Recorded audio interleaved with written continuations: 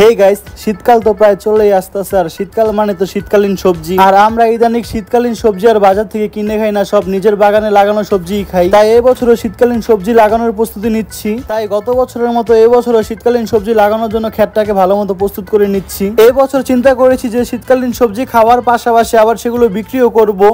Hey guys, আসসালামু আলাইকুম। কেমন আছেন আপনারা সবাই? আশা করি সবাই ভালো আছেন। আমিও আপনাদের দোয়ায় অনেক অনেক ভালো আছি। তো আজকে বিকালে এক হাতে কোদাল আর এক হাতে কাঁচি নিয়ে চলে আসলাম বাগানে, কারণ আমার বাগানটা একদম জঙ্গল হয়ে আছে। তাই ভাবলাম যে বাগানের জঙ্গলটা পরিষ্কার করে বাগানটা আবার আগের মতো কাজে লাগাই। তো গত বছর শীতের সময় আমি এই বাগানে বেশ ভালোই সবজি উৎপাদন করেছিলাম। আর শীতের পরও পর্যায়ক্রমে আমি বেশ কিছু সবজি এখানে লাগিয়েছিলাম, যেমন আলু হতে পেঁয়াজ পর্যন্ত যা যা লাগে সবই এখানে আমি লাগিয়েছিলাম। আজকাল আমি নিজের যত্নের থেকে বেশি এই বাগানটা যত্ন খুব বেশি করছি, কারণ আমি এবছর চিন্তা করেছি যে এই বাগান থেকে বেশ কিছু টাকা ইনকাম করব।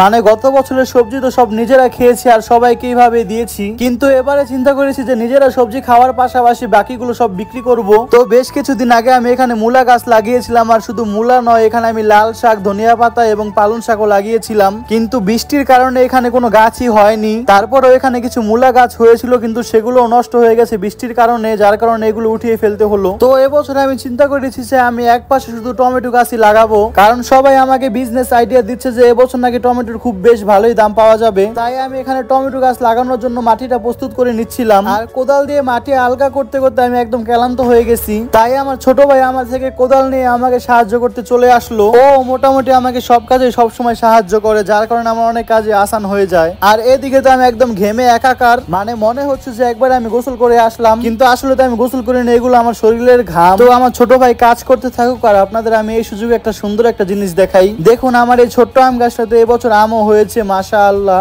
আসলে আমার এই গাছটা 12 মাসই আম হয়, আর এই আম গাছটা আমি গত বছর এই সময়ে লাগিয়েছিলাম, আর সেই সময় থেকে এ পর্যন্ত আম হচ্ছেই। তো আমার এই আম গাছে আম দেখে কেউ মাশাআল্লাহ না বলে যাবেন না। আর আপনাদের যদি কারো অদিনে আম খেতে ইচ্ছে করে তাহলে আমার বাসায় চলে আসতে পারেন, আমি সবাইকে আম খাওয়াবো। আর এই তো আমাদের ক্ষেত কোপানো শেষ, এবার এখানে টমেটো গাছ লাগানোর পালা। আমি চিন্তা করেছি যে এবছর এখানে এক পাশে আমি পালং শাক লাগাবো এবং এক পাশে ধনিয়া পাতা, আর এখানে তো চিনাল গাছ আছেই। মানে গত বছর আমার চিনাল গাছে বাম্পার ফলন হয়েছিল, তাই চিনাল গাছের পাশে এখানে বেগুন গাছ লাগাবো, আর এখানে তো টমেটো গাছ লাগাবোই। তাছাড়া এসবের পাশাপাশি আর কি কি শীতকালীন সবজি লাগানো যায় কেউ জানলে অবশ্যই কমেন্ট করে জানাবেন, আর কেউ সাজেস্ট করতে চাইলে অবশ্যই আমাকে সাজেস্ট করবেন। তো আমি চিন্তা করেছিলাম যে আজকে ক্ষেত কোপানোর পরে আমি এখানে টমেটো গাছ লাগিয়ে দেবো, কিন্তু আমি ক্ষেত কোপানোর পরে একদমই ক্লান্ত হয়ে গেছি, যার কারণে চিন্তা করেছিলাম যে কালকে সকালে আমি টমেটো গাছ লাগাবো, কিন্তু আমি এটা একদম ভুল সিদ্ধান্ত নিয়েছি। সেদিন রাতে প্রচুর পরিমাণে বৃষ্টি হয়েছে, সকালবেলা ঘুম থেকে উঠে দেখি যে আমার বাগানের অবস্থা একদম খারাপ হয়ে গেছে। মানে গতকাল বিকালে টমেটো গাছ লাগানোর জন্য যেভাবে মাটি প্রস্তুত করেছিলাম সেগুলো সব নষ্ট হয়ে গেছে। এখন যদি আমি টমেটো গাছগুলো না লাগাই তাহলে টমেটো গাছগুলো নষ্ট হয়ে যাবে। তাই ভাবলাম যেহেতু মাটি নরম আছে তাই টমেটো গাছগুলো লাগিয়ে ফেলি, কি আর করার।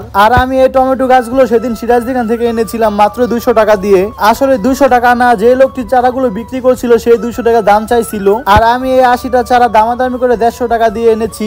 আমি 150 টাকা দিয়ে গাছগুলো এনে ঠকেছি কিনা জিতেছি অবশ্যই কমেন্ট করে জানাবেন। আসলে আমি নতুন নতুন কৃষক হচ্ছি আর কি, তেমন এসব ব্যাপারে কোনো আইডিয়া নাই আমার, সবকিছু নিজে নিজেই করছি, জানি না কতটুকু সঠিকভাবে করতে পারছি। আর গত বছর আমি টমেটো গাছ লাগিয়েছিলাম, সেখানে খুব ভালোই ফলন হয়েছিল, তাই চিন্তা করলাম যে এবছর টমেটো গাছ লাগাই। আর এবছর আমি আগের বারের থেকে বেশি টমেটো গাছ লাগাচ্ছি, জানি না এবারে ফলন কেমন হবে। আপনারা সবাই দোয়া করবেন যাতে আমার এবারে ফলন খুব ভালো হয়, কারণ আমি এবছর টমেটো নিজেরা খাওয়ার পাশাপাশি বাইরে বিক্রিও করব।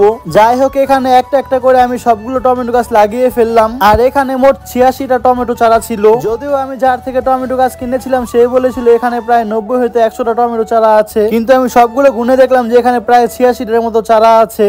যাই হোক, এখানে গাছ লাগানোর পর দেখলাম বেশ কিছু বিষ পিঁপড়াও আছে, তো এখানে আমি পিঁপড়ার ওষুধ ছিটিয়ে দিচ্ছি, কারণ পিঁপড়ার জন্য গাছের অনেক ক্ষতি হতে পারে। তাই আমি পিঁপড়াগুলোর উপর আগে থাকতে পাউডার ছিটিয়ে দিলাম আর কি। তো যাই হোক, আজকের ভিডিওটি আপনাদের কাছে কেমন লাগলো সেটা অবশ্যই কমেন্ট করে জানাবেন। তো আপনারা যারা যারা এখন আমার পেজটিকে ফলো করেন তারা অবশ্যই আমার পেজটি ফলো করে দিবেন, কারণ সামনে আরো অনেক ইন্টারেস্টিং ভিডিও আপনাদের সাথে আমি শেয়ার করব। তো সবাই ভালো থাকেন, সুস্থ থাকেন, আর আমার পেজে নতুন হলে অবশ্যই পেজটিকে ফলো দিয়ে দিবেন। তো আল্লাহ হাফেজ গাইস।